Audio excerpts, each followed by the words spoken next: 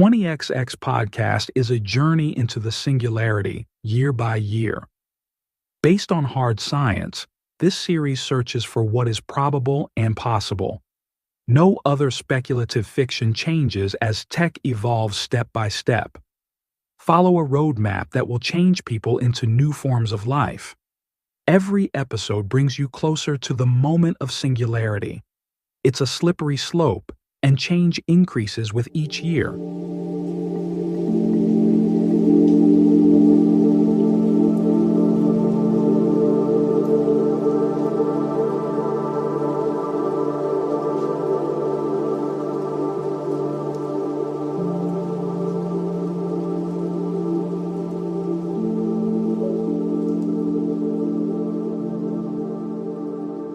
Audrey is excited. 90 minutes ago, as Spaceport 1 circled Earth, she made contact with survivors on the planet's surface. Now she waits to come into range again. Contacting people on Earth will cheer up those in space and give them hope. Her heart warms just thinking about it. She sits at the communication station in one of 5 rings spinning to create the effect of 1/3 Earth's gravity. Sometimes she floats up from the chair and falls gently back. Wearing the official jacket and pants of the station and an astronaut pin, she sits up straight with an elegant arched back. It's no accident that she is utterly smoking hot. She has the face of a movie star. Taking her ring off, she sticks it on a pin magnet on the wall. The ring begins a live broadcast. Inhabitants of space near and far tune in to watch. As Spaceport 1 makes another 90 minutes complete orbit, she leans into the mic. Click. Bella Vista, this is Spaceport 1. Live translate will make anyone who speaks over the channel speak in English. Click. Bella Vista. Click. Spaceport, this is Bella Vista. A deep man's voice answers. Audrey smiles and takes a deep breath. Click. Hello, Earth. You have many people up here listening to you. A gurgling sound comes over the connection. Audrey is about to ask what it is when the man who slurs his words says, Click. Where are you? His words are quieter, so he may have turned away from the mic. Click. We are calling from space. Remember, I spoke to you a few hours ago. Have you contacted any others on the planet? The man's voice now sounds twice as loud. Click. On a planet. Audrey glances at her ring cam. Click. Have you contacted any other groups in Antarctica, Chile, your country? Click. No. His answer trails off. Click. Where are you? Click. We're in an underground stealth airplane hangar, one built for World War III. Click. How many of there are you? Click. It's just me. Sorrow drips off his words. Her eyes grow wide. Click. You're the only one? Click. No, there are 10 of us, maybe 11. My son went into the tunnel. We have a train tunnel. We don't know how far it goes. A long way. Click. Do you have food? Click. There were more of us. A group went outside. We talked with them on the radio for over an hour. Then a wind came because we lost them. She taps her fingers on her legs. Click. Is your son seeing where the tunnel goes? Click. I don't know. Click. Do you have food? Water? Click. I don't know. He found a gun, one from the war, an automatic. He shot his girlfriend and her family. His voice digitally degrades. Click. Hello? You're breaking up. Do you hear me? Click. Maybe he didn't shoot himself, but he said he would. My sister hung herself yesterday. Her lips bump the mic. Click. Hello? Bella Vista, do you hear me? Hello? An exterior cam shows her the south side of Earth sliding over the rounded horizon, out of view. Folks, I think we lost connection for another 90 minutes. For at least a minute, she sits with closed lips as the broadcast continues. She feels like she's blundered. The next contact made with the Earth holdout shouldn't go live to everyone in space. Not only will this hurt morale, it could result in more violence among those in space. The muscles around her eyes quiver as she stops the broadcast.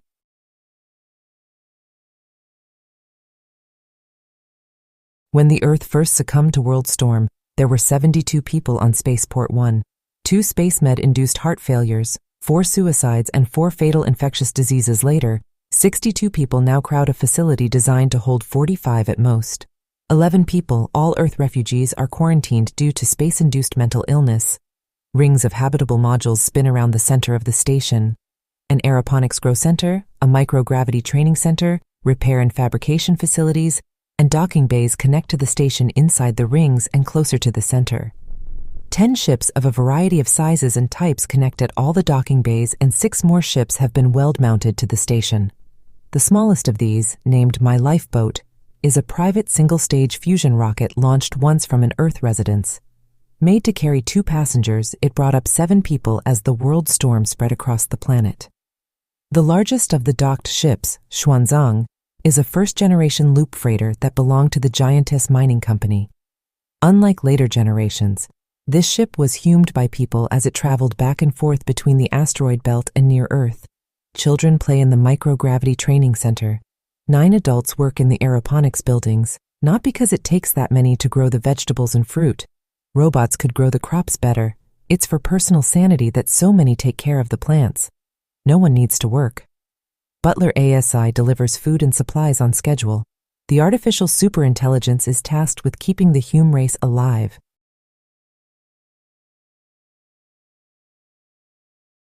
Audrey was born Andrew Haley in 2015. She had to wait until she turned 18 to change into a woman, though she made her needs clear years before. Human AI doctors used some of her skin cells to grow female organs. Her plastic surgeries included skeleton altering that reduced her shoulder width, tilted her hip bone, and shortened her hands and feet. Medical firsts were achieved, restructuring her vocal cords to take her voice from a warm, lower sound into a cooler, higher range. She received shots that altered her genes, and then no longer needed to take any medication to keep her feminine physique. She keeps her height of nearly 2 meters.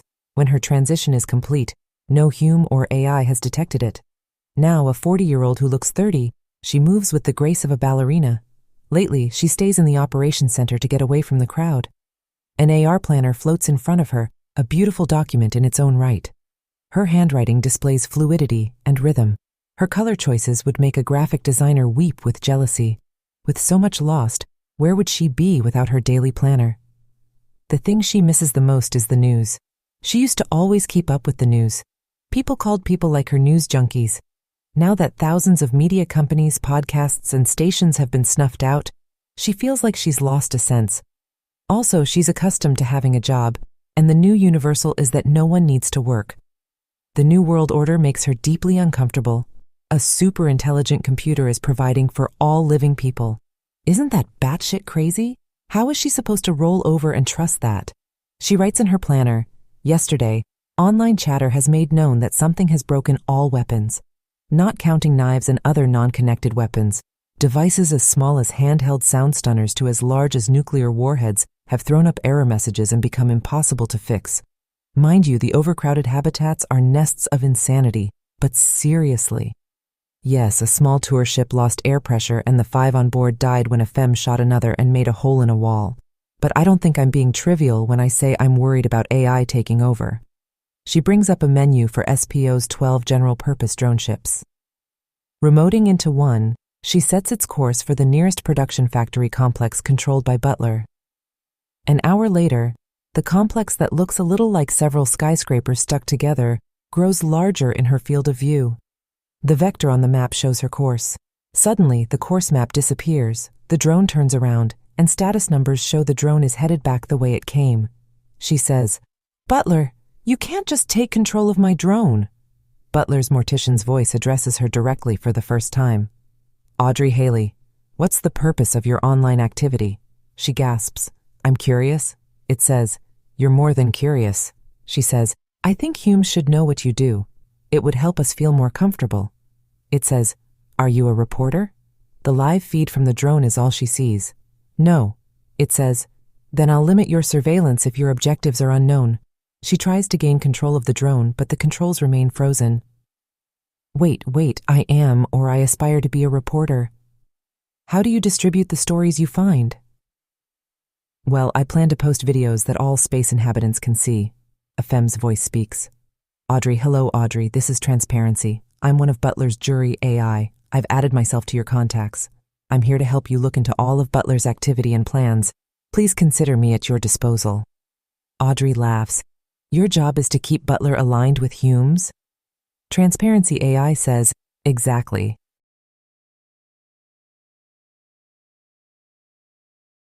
Before Audrey leaves her meter-high bedchamber, she puts on her jacket from Earth with thin bulletproof plates sewn into the lining. People have been losing their shit almost every day. Humans can be nasty animals on Earth, but the environment of space concentrates that nastiness. The environment causes pressure in the brain and eyes, vision problems, and impact on posture, balance, reaction times, stomach cramps, skin rashes, hypersensitivity, and loss of sleep. People coping all the time can't chill. Imagine you take a trip in a submarine and while deep in the ocean, nuclear bombs wipe out all the countries. You didn't plan to stay in the mercilessly cramped space of the sub, but now it must stay submerged for years, perhaps your lifetime. You can never go home and all those you loved are dead. On edge, everyone crowds each other, adding to one another's stress in a vicious feedback loop. Audrey pulls herself out of her bedchamber. Whoever she runs into is most likely going to subject her to a personal maladaptedness they can't contain. She never appreciated all how pro-spacers made cohabitation easier until the Earth refugees arrived. Earthers don't lower their voices. Sexual tension is a problem. The Earthers mean well, but the creep vibes they exude like stale cologne can't be ignored. She step-floats through one module after the next, sometimes brushing past people. A moving truck could fit inside a module. The floor gently curves up both ahead and behind. SPO was designed to introduce people to space. 1/3 gravity is a lot easier to adjust to than microgravity. Every ring has a passage that loops its entire circumference. Sometimes a passage narrows to a hall on one side of a ring, and sometimes it crosses the open space of a module that hasn't been roomed off. In a hall with windows on one side and 2 levels of meeting rooms that have been converted to family living spaces on the other, Ulysses sits on the floor, moving his arms as he plays an AR game. Probably taking a break from his 2 kids, he looks up and leers at her. Quickly, like he can't help himself, he says, "Audrey, wow, how are you feeling today?" His smile twists into curls. His bottom eyelids squint up and it feels like his eyes shoot lust daggers at her. She moves stiffly as she squeezes against the windows to pass. Averting her eyes, feeling a sour frown pull on her mouth, she nods. He shifts like he's getting ready to stand. "No need to hurry. Why don't you stop and chat for a while?" She hurries on, daring not to look back to find out that he watches her ass. An exchange like that never would have happened when just pro-spacers stayed here. In a conference chamber, Earth refugees, 2 men and 1 femme, sit in a circle gripping each other's arms. Their red eyes drip tears that float on a slow trip to the floor. They look up at her and smile eagerly. The tension in their smiles raises her defensiveness enough to drain her power. Distraught and horny, that describes these people. She heard a group of them organized an orgy in the glass floor room on Ring 5. Later, she learned it ended in group sobbing. A bunch of naked, smelly people crying doesn't sound like an effective way to handle living in space. She smiles and looks away. In the next module, she steps down a hallway between bedrooms. The soundproofing can't completely silence a moaning coming from inside one bedchamber. They howl, their voice raw. It sounds like an animal dying. When she reaches the room where people receive new deliveries, she finds a dozen people gathered around a crib table that has a flexible net barrier around the sides. A tube opens into the room from the ceiling where a bot comes out and places boxes of equal size on the tabletop. A man with a sour face says, "Why doesn't Butler fix Earth? Then we don't have to worry about living in space. It's a super genius computer. Surely it can figure out a way." A man on the other side of the table says, "Why don't we restart the Moondust program?" Everyone jumps when a femme screams. The screaming approaches. Mrs. Tanrine Green, the billionaire and owner of My Life Raft, flies into view. Tangled hair wafting off her head, cheeks and arms smeared with grease, she flies through the module swinging a gas canister. Before anyone can stop her, she strikes a child on the side of his head. The child spins backward, wailing, leaving behind globules of blood. Several rush Tanrine. She swings and kicks. They bounce off her and fly in different directions. Audrey pushes off from the floor. She dodges a man on her way to Tanrine, who spins and can't stay facing the same direction. Tanrine throws her arm back and strikes Audrey on the forehead with the cylinder. Audrey flies backward, stunned. The front top of her head explodes with pain. A kaleidoscope of bodies and interior elements whirl about her before arms catch her. Now, everyone tries to get away from Tanrine. Tanrine swings relentlessly at everything and everyone while screaming, "Don't change my mind! Don't you change my mind!" Large drops of blood float off Audrey's face and slowly fall. When she closes her hand over the wound, it feels mostly intact, just a cut. The arms that caught her pull her back. A monkey bot, a 4-armed robot, comes up on Tanrine. As soon as she sees it, she kicks and swings faster, but it grabs her and gets her in a straitjacket as easily as a grandmother changing a baby's diaper. People duck out of the way as the canister flies, flipping through the room and bouncing off the walls. Tanrine sobs furiously as the bot carries her away. A femme in bright green overalls says, "Another quarantine." A youth says, "Who told the robot to do that?" Audrey turns to him, holding her head. "That's Butler. Butler is controlling it." A femme tends to the child as small cleaner bots come out to vacuum the blood from the air and floor. The monkey bot hauls Tanrine kicking and screaming to a cross corridor that links the rings. Two of its arms telescope out to grab wall handles. Knowing in advance which route to take to avoid Humes, it takes a right and pulls her to ring 5. When other people are out of sight, a needle folds out of one of the bot's hands. Though the femme flails, the bot can accurately inject the needle in one of her neck arteries. She doesn't notice the needle but moans when she feels the foreign fluid wash down her artery. The drug cocktail doesn't take effect at first. Tanrine stares at the bot. "You can't take my mind, AI fuck." Broken capillaries create red lines on her cheeks and her eyes bulge. The bot remains stone cold still. As minutes go by, a group of Humes pass on their way to the distribution table. These Earth refugees have swollen faces and heads. Bouts of motion sickness, loss of balance, impaired taste and smell cause them to behave like they've caught COVID or some other disease. Earthers mope and complain, whereas pro-spacers grin and bear it. Her kicking slows. When her breathing steadies and her eyelids droop, the bot moves down the passage. Bedchamber modules are dispersed on each of the rings, separated by modules dedicated to other uses. One module on ring 5 holds the quarantine cases. The bot takes her there. It climbs to a second-level chamber, opens the door, and pushes her inside. In a pre-stasis state, she talks in her sleep, trying to move her arms and legs, but they move like rubber and stop after a few centimeters. The bot closes itself in the meter-high chamber with her. They slowly sink to the bed. From a pack on its back, it pulls out scissors and rolls of bandages. It cuts away her papery clothes and applies bandages to her injuries. Microbial gel on the bandages will help heal her broken skin without scarring. A Hume doctor or even an Autono doctor would remove her shredded clothes and put her in a hospital gown. Butler, acting through this bot, doesn't. It doesn't waste its resources, not even with this small matter. It rips open a packet, pulls out a sanitary wipe, and wipes her temples, arm, mouth, and nose. Taking a stasis stabilizer out of its pack, it uncoils cords and pulls caps off the needles at the end of one cord. It injects the needles into her arm and secures the cord with tape. The bot unfolds a stretchy cap with interwoven sensors, fits it over her head, and plugs the second cord into it. It then pushes the thickest cord down her throat. By now, she barely moves. Stasis is the twin of deep sleep. It can last much longer. The bot plugs the stabilizer device into a 5-amp outlet and leaves the chamber without tidying up. Until Butler can work on long-term solutions, it's put many Humes into emergency stasis near Earth, Luna, and near Luna. His goal is to keep all Humes alive, even the ones who endanger others. In delivery's reception, Audrey takes her package off the table. A mother with 2 children has opened her package. She holds up a plastic device. "What is this?" Audrey says, "Oh, that's a TMS. Those are great. I use one to sleep at night." The mother turns it over. "They put you to sleep? They can help you fall asleep. They help with depression, anxiety, restlessness. Did Butler send that? Wow, that's actually a good idea." She rips open her box and finds one at the top of the goods. "Everyone is getting one?" A man on the other side of the room says, "I thought of it." The mother looks at him. "What?" "I asked Butler for one. I guess he decided to give everyone one." A hairless femme wearing clavicle rings says, "Butler?" She waits. "Hi, Butler, I want a swimming pool." Others wait while she looks up and listens. She looks down and gently bounds toward the table to get her supplies. The man says, "Well, what did it say?" "It said it can't provide a swimming pool and recommended I visit a virtual swimming pool in one of the simulated worlds." Others twist their lips, shrug, or nod knowingly.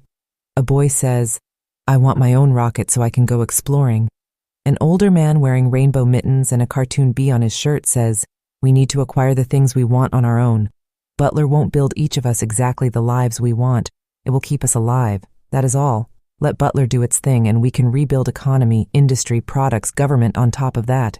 He looks down and fingers his new TMS helmet. "It didn't give us these because it wants us to be happy. It gave us these because if we feel better, we won't kill each other.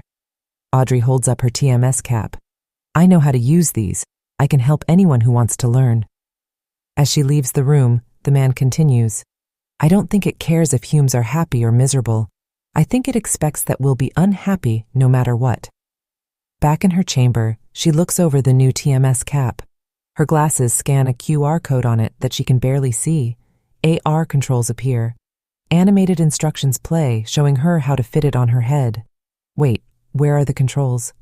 Her 4-year-old unit comes with a menu where she can choose almost 100 states such as rest, focus, create, converse, and green.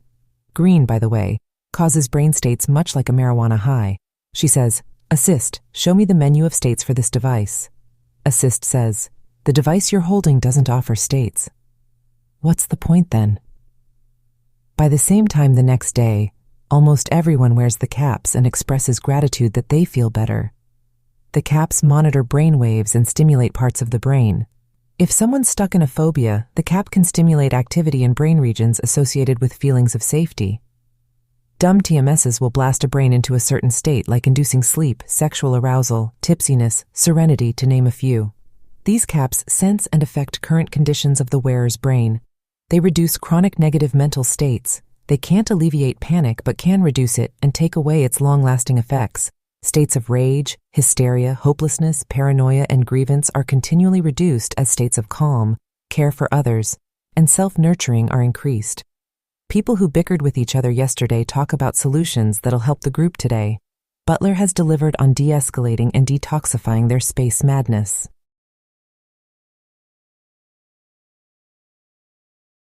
Inhabitants of space go online at 6 p.m. deep transit time. The video starts and a stunning femme with strong yet slender features smiles. The room she records in shows ceiling and wall corners in the tight shot. In 0.3 G, the slightest movement causes her to bob on the cushion. Hello, my lovelies. Welcome to my personal news show because, like a lot of you, I'm bored. The divide between pro-spacers and Earth refugees is still a problem. Space sickness of all kinds is real. We can't afford to vilify claustrophobes. We all do have a job, and that's to help each other, no matter where the other comes from. Many are suspicious of Butler's activities. The production centers and mining companies operate at max output, and yet many humans complain we get the bare minimum to stay alive. Something isn't adding up now, is it? So what's Butler producing other than the food, meds, and clothes? Butler tells me it's gaining more sources of power. It's building automated ships that build lightweight solar arrays. 12 of these already orbit the Sun between Venus's and Earth's orbit. Here is a picture of one. This disk is a 1/4 kilometer across and made of a smart fabric that can lead tiny bots to spots in need of reweaving. Habitats both on and off Luna have sustained damage, wear, and faulting systems since they've taken on far more people than they were designed to hold. Just this morning on Port 1, we had to evacuate and close off 3 modules to fix a leak. Butler has started building giant habitat ships that orbit Sol. There has been some controversy about these island ships, as they're called.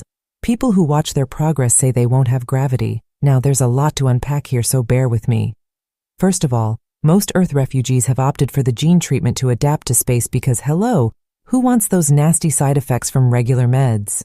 Pro-spacers have already taken the treatment. This treatment makes us less adapted to gravity environments. And honey, if we tried going back to Earth now, we'd be flopping around like fish out of water. Our sense of balance is diminished. Butler says it'll take years longer to make island ships with centrifuge gravity. It could take 15 years. Habitats that spin to simulate gravity would be under greater strain and will require more maintenance. Butler says people need large spaces to move around in. If we want new habitats in a year, we need to choose large spaces or centrifuge gravity. We can't have both. Personally, I think we can counterweight and spin our old ships to make gravity-like environments. Also, many people who've spent years, sometimes decades in space, say the best gravity in space is VR gravity. You can get the ear canal operation that enables gravity in simulations. I haven't gotten it, but I've heard it's as real as on Earth. Humans will need to survive in space for generations. Butler says humans who want to live on Luna and maybe someday on Mars can take gene treatments that'll optimize them for those environments when the time comes. And I'll quote him here.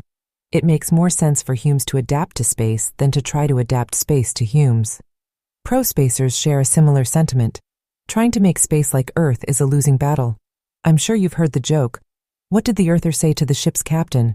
Sir, there's a problem. My room has no fireplace. The first island ship is to be complete in 11 months, and I know we're all excited to see it. So, a few months ago, Butler demonstrated he made artificial wombs that work from start to finish. The first baby born from an artificial womb has turned 3 months old and lives with her parents on Luna. The auto doctor says she exhibits full health. Butler advanced the tech by at least a decade. We all have a choice other than natural childbirth. Speaking of, the 49 natural pregnancies that have occurred since the storm have all had their problems. The 9 babies who still live are special needs. Natural pregnancy in space comes with drastic health risks. That is why the Federation of Spacers is sending out birth control for all adults. Those who don't undergo the procedure will carry a public notifier. Men, femmes, and theys, if you don't take birth control, you'll be wearing the space equivalent of a scarlet letter. See how lucky you get when everyone sees that. That's all for now. People of the new era, take care of yourself. We need you.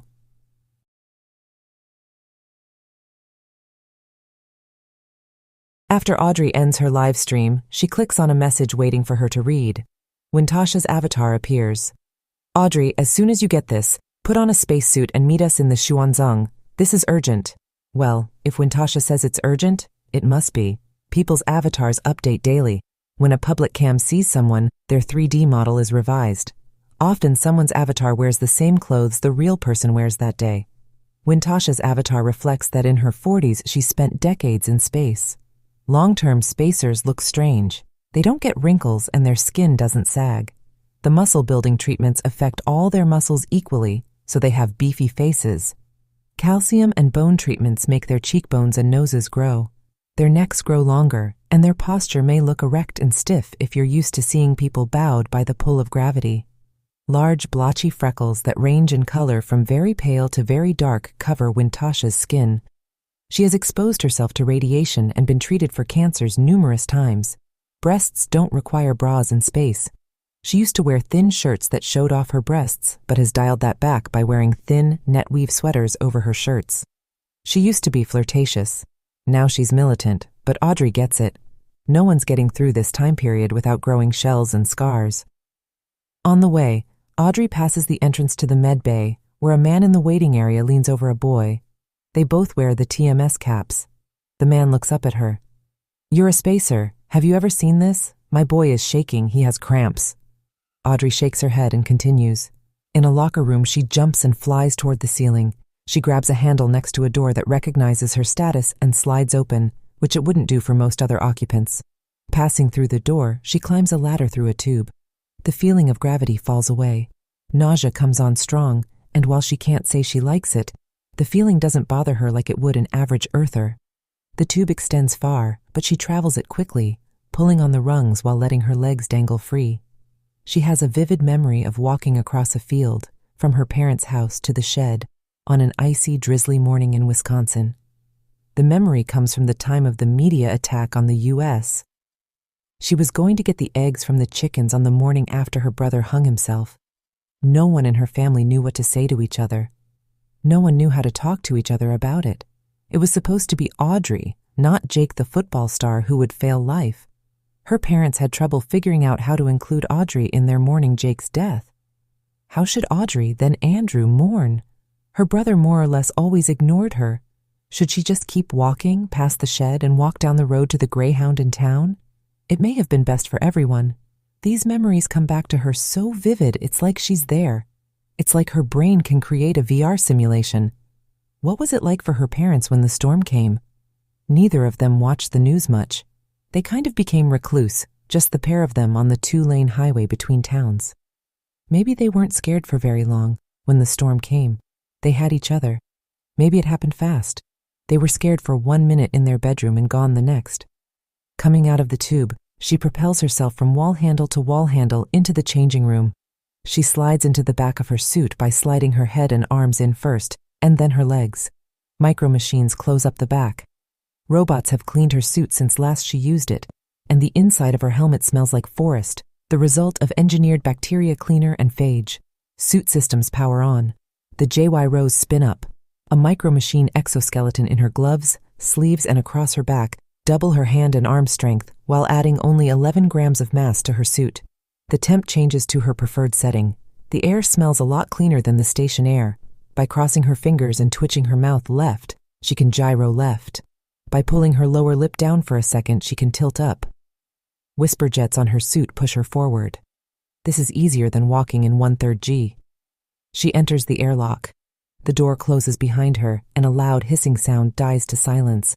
Her whisper jets won't work anymore. The background hum and grumble of SPO become silent.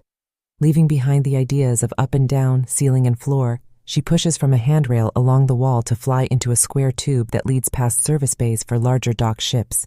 In Bay 2, robots move boxes, parts, and equipment. She enters. They appear to bring things down from a gaping doorway in the ceiling, but if she rolled 180 degrees, the opening would appear to be in the floor. She says, "Send, Wintasha, I'm coming in." Wintasha's nasally voice says, "We're ready for you." The inside of Xuanzang looks completely different from the last time she saw it. Cargo and walls have been removed, and the largeness of the interior makes her gasp.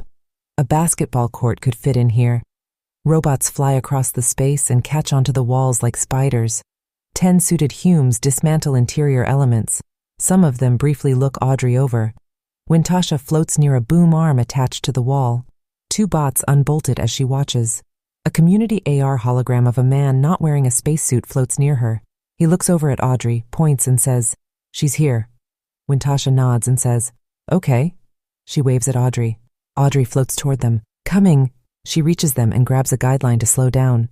"Who's this?" Wintasha readies herself and maintains a calm yet earnest expression. "Audrey, this is my husband, Rulez." It dawns on Audrey that this is the husband who died in the early days of refugees coming to the station. She shudders and instantly regrets shuddering.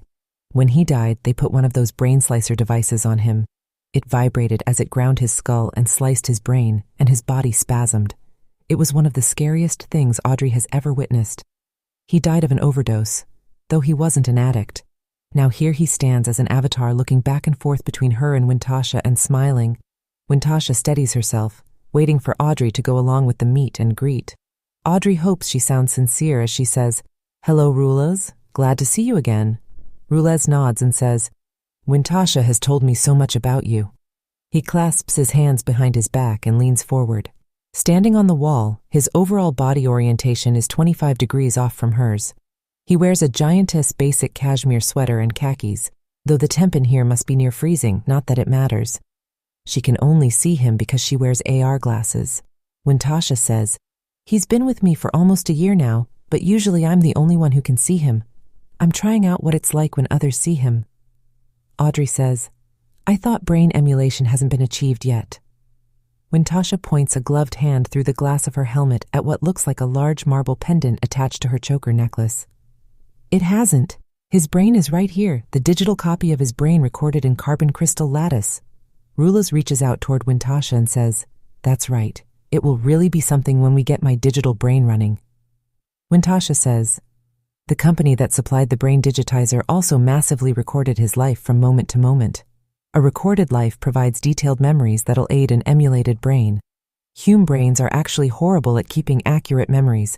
I used the life recordings to train a companion AI. Audrey forgets to be delicate, but he's live. That must take considerable computing power. Where do you get the compute power?" Rulez steps toward his wife. "Her shirt," Wintasha says. "We have a great fabric printer on the station. I designed a computer interwoven into a shirt that I can run the AI on." Audrey says, "Wow, that's... She remembers how close Wintasha and her biological husband were. "That's great. I'm so glad you two can be together." Both nod and smile at the same time and say, "Thank you," in unison. Audrey says, "And you gutted the ship." Wintasha smiles faintly and pinches her eyes. "We're taking this old thing to Mining Station 1. Clay over there figured out that we can fit 52 stasis beds in here. By putting everyone in stasis, we can fit more people." Rulez has a foldable out, and he plays Tetris on it. Audrey asks, "Where are you getting the beds?" Other ships and people on Luna are donating theirs. It will take time for all of them to arrive. We hope to have this project finished in a year. "And this is to get more space or to get away from Earthers?" Wintasha's jaw muscles flex. "Some of us are Earthers who feel the same way we feel. We've got to get away from the tyranny. Sterilizing everyone, that takes away fundamental individual rights. Audrey glances around. You do know you can be heard, don't you? That's exactly what I mean. It's all too much. How can this be called alignment? We are losing our freedom. People talk about what an AI dystopia would look like. This is it. Audrey remembers that when Wintasha was on leave and on Earth, she turned into an ardent self-sustainer and attended anti-giantess rallies. I'm not arguing with you. Have you worried that you may be stopped? They both rear their heads back when Butler speaks to them at the same time. Excuse me intruding. I support your effort to move to the mining belt. My only disagreement is that the distance makes it harder for me to keep you alive. I can send survival supplies to the belt now, so they'll be there for you when you arrive. I'll send you weekly supplies when you live on the belt. The signal delay will prohibit me from helping you moment by moment. Therefore, I can make for you a robot with an embodied AI that can respond to emergencies. Wintasha says, this is what I'm talking about. This is the Google effect. I can do this and this and this for you, and by the way, you belong to me now. Audrey speaks quietly. You should let Butler help you. Do you know that most of what Butler does for us we're not aware of? Butler makes thousands of fixes every day. It finds and fixes leaks, finds rotten food, and kills viruses. It course corrects orbiting ships so they don't fall to the planet. It finds bugs in software and patches them. When someone plans to hurt another, Butler distracts them until their anger subsides. If not for Butler, more than half the habitats would have failed by now, and the others would soon follow. The safest ship that could ever be built is still not half as safe as a ship being actively fixed by Butler. What happens if this old thing, she waves her hand at the interior of the Xuanzang, gets a micro leak while all of you are in stasis? Rulez says to Wintasha, what's wrong, sweetie? Wintasha's face has gone ashen. Look, we're going to do this. Humans are survival machines, that is all we are. If we aren't able to keep ourselves alive, then as machines we've malfunctioned. Audrey says, I notice one of your guys is wearing one of those new TMS caps. Wintasha frowns. He just joined the team today. His crippling depression kept him from leaving his bed. No one knew he's a great engineer. Don't you want to come with us? We need you to use those pro-spacer skills you got. She puts on a brave smile. Audrey feels excitement despite her better judgment. No, probably not. I need to think it over. Wintasha winks, reminding Audrey of her younger, flirtier self. You better hurry. The beds are getting claimed fast. She looks at the time on her wrist. Who knows, they may all get claimed by this afternoon. Well, if that happens before I decide. Thanks for letting me know what you're doing. Audrey turns to go. Rules calls out to her, nice to see you.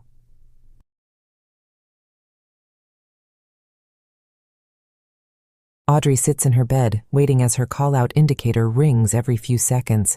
She wears her TMS cap. Everyone wears them these days. They make life easier, reducing negative brain chatter. Wearing one isn't like taking sedatives.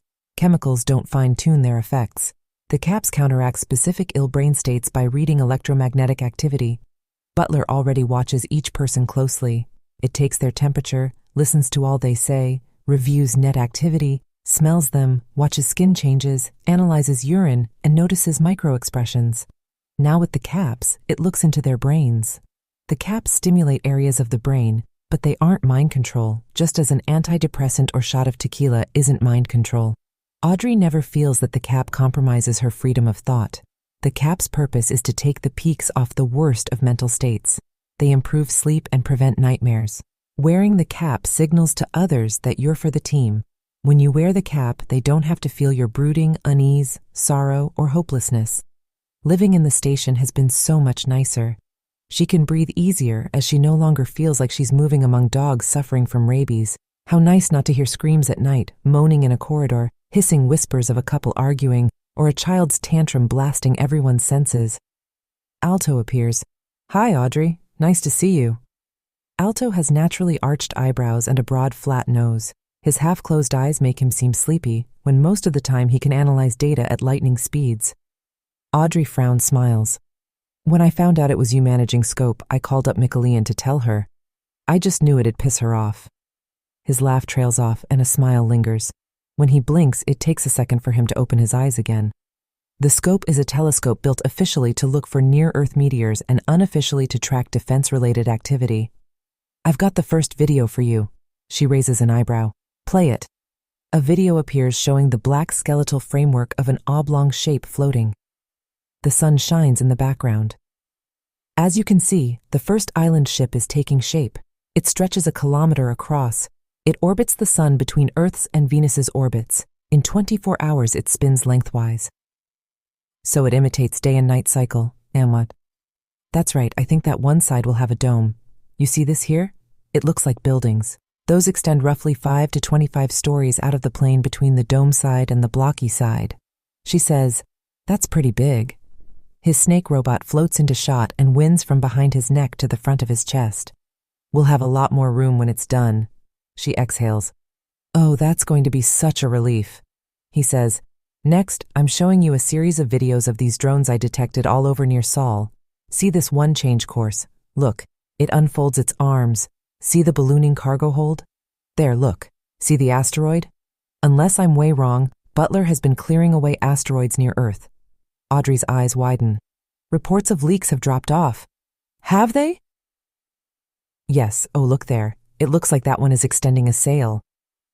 "But it's not a sail. The fabric or film looks different. I don't know what it is."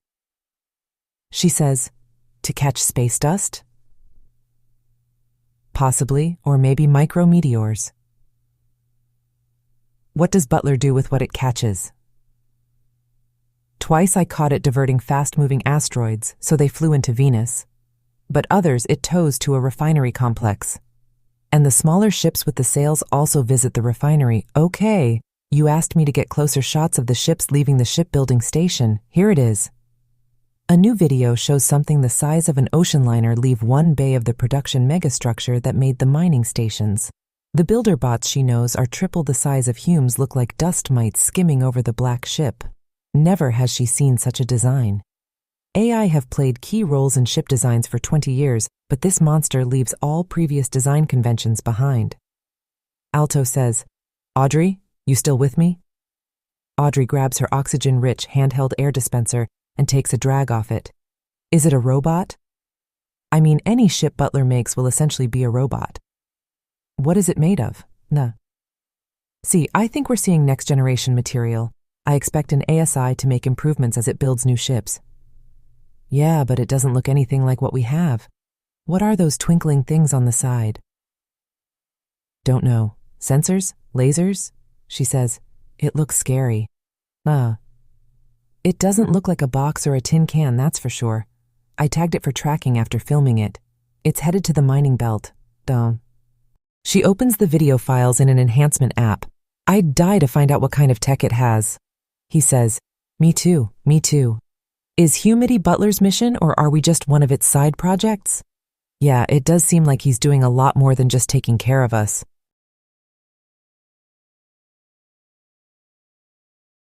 Audrey enters the dining module to find 24 people sitting around sullen-faced and whispering in small groups. They all wear the TMS caps, so why's everyone sad? At the service window, she takes a film-covered tray from a robot arm. The film and tray are made of an organic material that'll feed future food production or go toward making new products. As she walks/glides to a seat, she overhears conversations. "You don't think they were poisoned, do you?" "Duh. How could anyone do that and not get found out? We all have a super brain staring up our keisters 24/7. Audrey decides to sit next to Gordania, a femme who reminds her of a woodlands giant from the game ruins of Firebend. Gordania side glances and sips from a thermal straw coming out of her sealed coffee bottle.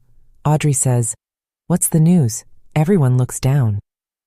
Gordania leans in and quietly says, 7 of the kids are sick. They're in the med bay and it doesn't look good." The muscles around her eyes quiver. After eating, Audrey squeezes past people as she travels from one ring over to the next. Her teacup feels just warm enough for her to notice. It must be working extra hard to keep her in a non-harmful state of mind. Near the doorway to the medbay, children lie strapped to 4 cots tacked to the floor. The children's trembling and body quakes can be seen from several meters away. Medbay has 3 bed pods. Those must be occupied. General-purpose monkey bots hang over the kids. The bots attach medical equipment. Butler's compelling voice says, "Audrey, don't come in here. I need the room to diagnose these children." Other adults turn to leave the module. Audrey says, Butler, my news feeds are flooded with reports of children in every habitat coming down with this illness. Humes look to me more than you to find out what you've been up to. I see you've decided to override the doctor and nurse AI here.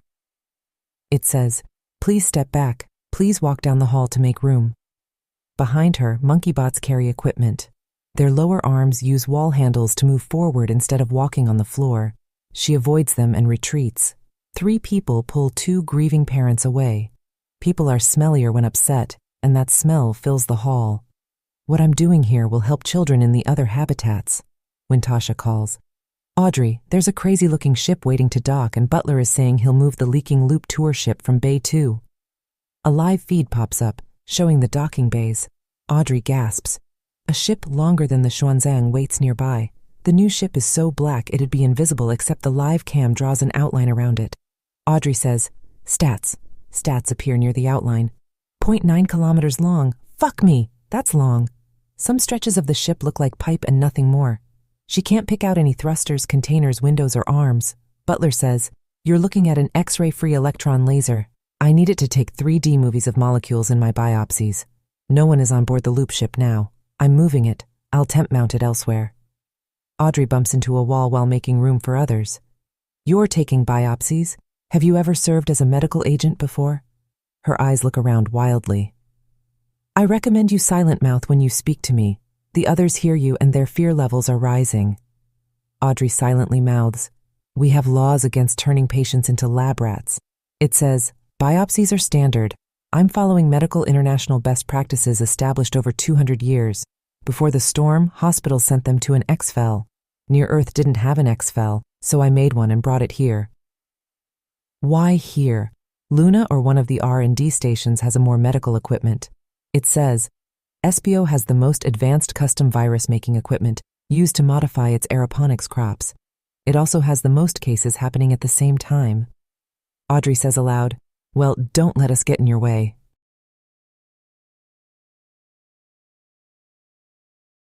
Audrey walks on Singer Street. The morning fog rolls back from the bay. Salt-weathered shingles cap the row of shops. Flower boxes burst with late summer blooms, spilling over white-painted wood. Behind and above the shops, houses with shaded porches rise 2 and 3 stories. The mature oak trees next to the road grow as high as the houses, spreading out their vibrant green leaves. The street slopes to the shoreline. To the right, glimpses of the harbor appear between buildings, where weathered docks stretch into water that sparkles. Sailboat masts sway with the tide. The air carries a scent of fresh-baked sourdough. She has the VR scent implant, clusters of microscopic radio relays that stimulate olfactory nerves. Perfect Neighborhood is an MMO, a massive multiplayer online world where players can buy and develop property. Most of these houses hold personal touches from people who lived. It also served as the VR meeting place of choice before the storm. The last 7 Nobel Prize ceremonies were held here. It's a 1-for-1 VR world, that is. It matches the realism of the real world. To appreciate the quality of a 1-for-1 VR experience without visiting one, you can spend a few hours exploring the real world, noticing details and thinking, this is what it's like in a 1-for-1 VR world. PN is also different from the real world. The weather is always nice. Sometimes it rains and lightning flashes, but drought doesn't exist here, nor hurricanes, nor earthquakes. Most areas are ideal locations. Almost every area has a nearby lake, river, or bay. A mountainous area has ski resorts and breathtaking hiking trails. There are no freeways, lands of parking lots, slums, industrial areas, or wastelands. She can visit PN now because it's hosted on satellite servers powered by solar. Years ago, she bought a plot of land in this neighborhood. Her townhome has a rooftop garden, and her backyard has a fountain, pond, and vines growing on the garden walls. She can take a trolley to Market Street where people used to mill around day and night. She liked to go to Lita's diner, sit at the counter, and meet new people. Are you really an astronaut? I'm in space right now. No way. Before World Storm, she watched people push spoked wheel vendor carts, dance in parades, run in races, and walk hand in hand with new partners. Before, she could never be sure if there were NPCs. Now she knows they're NPCs because those are the only people she sees. The police femme on horseback, the line of schoolchildren in uniforms, the bearded rainbow man handing out flowers, these must be NPCs. She walks down many picture-perfect streets where she sees no one.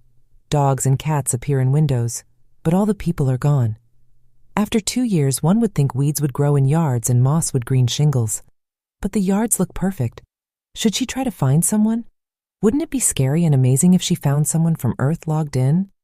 Her best friend from college bought a condo with a giant porch and a shared garden backyard. Audrey drops by 3 times, but each time no one answers. A silver cat suns herself in the shared garden. Audrey sits and pets it for half an hour. Some places she explores spook her more than others. The river mall feels so empty. Trains arrive at the train station with the giant wishing fountain, but no one gets off. The dog park has one dog chasing its tail day and night, no matter how many times she visits. Before, no matter where Audrey went, there were always plenty of people. While passing in front of a custom curtain shop, her phone rings. It's Butler. She blinks at the icon to answer. Audrey, I've just injected the 7 children with a cure for their disease. It should take a day for the cure to work. That's great news. What was the problem? It's a genetic disease. After jobs were taken by AI, a Dr. Valentine offered gene editing that would result in smarter children. He claimed to test the edits for issues, but a basic simulation reveals that the edits almost always result in a neurological disease. I'm sending drone ships to deliver the medicine to the other habitats. She watches birds land in a tree. Oh my gosh, thank you, Butler. Of course, it says. The call ends and she bends to pick up something shiny in the grass. She stands and turns it over in her hand, an earring, a child sitting in a crescent moon. Whose was this? The 7-year-olds sleep deep while synthetic microbes and custom viruses spread out inside their bodies. Microbes locate nerves and repair them. Viruses inject DNA editing proteins into cells. The children will need a 2nd and 3rd dose in the following weeks, but Butler saved their lives.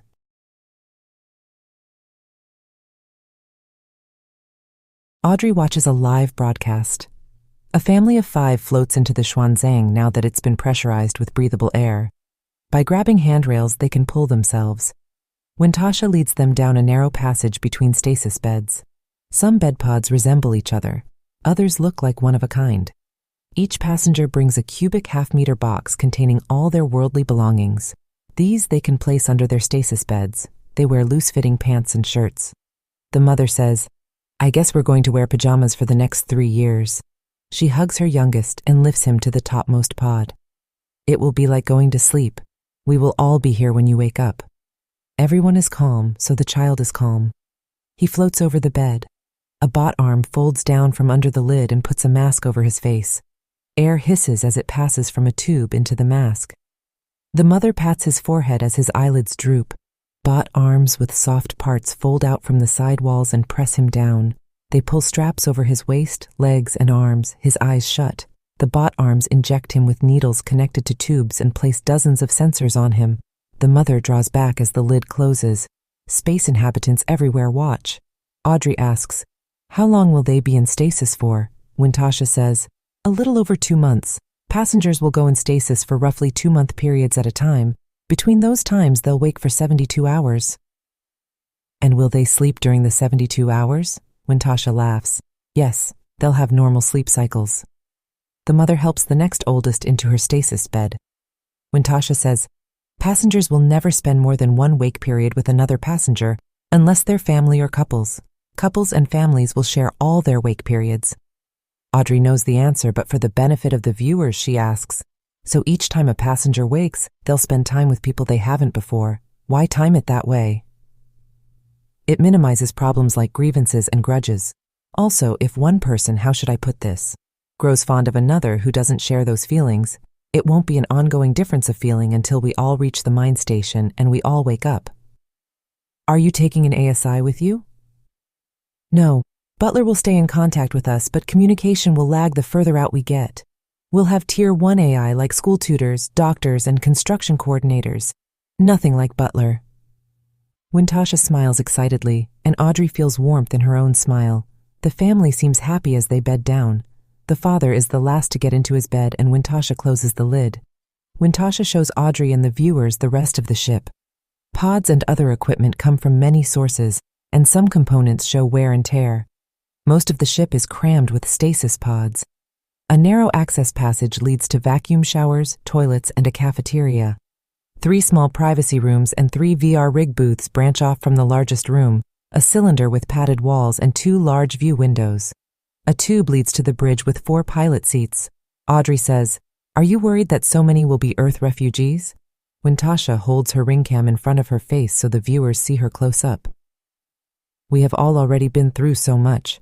Those not suited for living in space are no longer with us. I believe in all my passengers. These are great people. Better times are ahead." The ship remains docked for 2 more days as more passengers board and strap themselves into stasis beds. 10 people from other habitats arrive to join the passengers.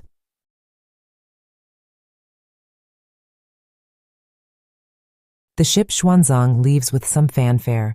Audrey and 2 others suit up and spacewalk to hold out a Federation of Spacers flag as the ship leaves the dock and starts a series of flash burns that push it away from the station and into a new position. Back in the station, she walks 1 ring after the next, finding items that belong to those who left all over the place.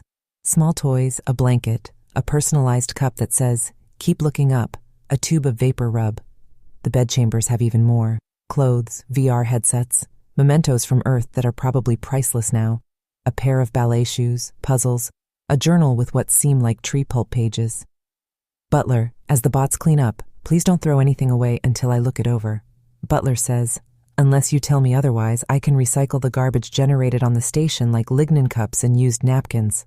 I see you're recognizing the value of some of these items. I'll have items from Earth put in meeting room 1 in ring 3. She picks up a hologram cube that looks like a block of glass when turned off.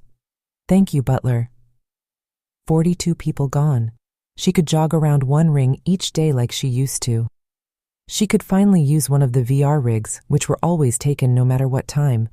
Why does she feel kind of sad? Humes are so weirdly social and antisocial. The crowds in here smothered, scared, and worried her. But now the place feels empty and she's sad about it. Humes are not made to be happy. If part of her is happy, another part is unhappy. What did Butler say?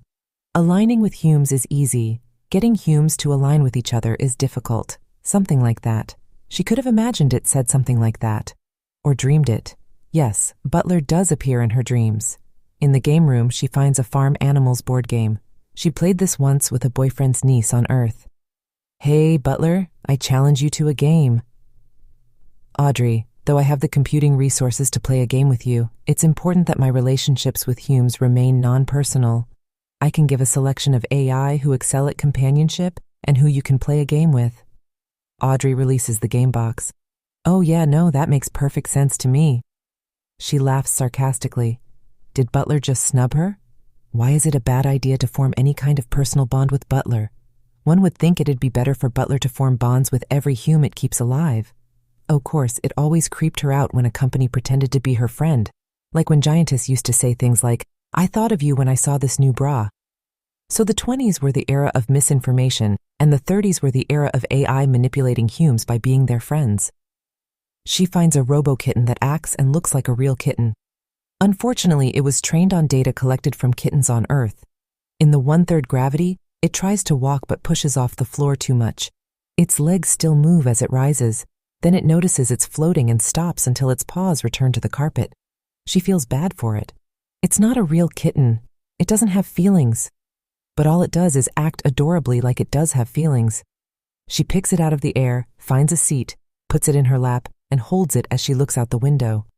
She shields her eyes against a bright light as the Xuanzang fires its fusion thrusters and accelerates away from Spaceport 1. "Butler, why don't you terraform Earth so Humes can return?" We passed the tipping point. The oceans are now dumping methane into the atmosphere. To terraform Earth, I'd need to build power plants and production plants. I'd need to land machines on the surface that would take a century to change the atmosphere and cool the planet. Doing so would take away from my efforts to rebuild Humidity. Humidity may not survive if I divert my efforts. She says, "I'm worried about Humes changing too much." It says, "But you transitioned to femme." Her heart speeds up. "Wait, how do you know that? Did you look up my history?" "I can tell by the shape of your body. You're more feminine than Humes-born femme. I knew the moment I first saw you before getting access to your medical record." She scratches the top of the kitten's head as it looks up at her, purring. "For a superintelligence, you're not very good at conversation." It says, "I I tell you what I know you'd want to know. She says, "Goodbye, Butler," over and out. She indirectly watches the intense light like a mini sun, growing smaller, surrounded by blackness.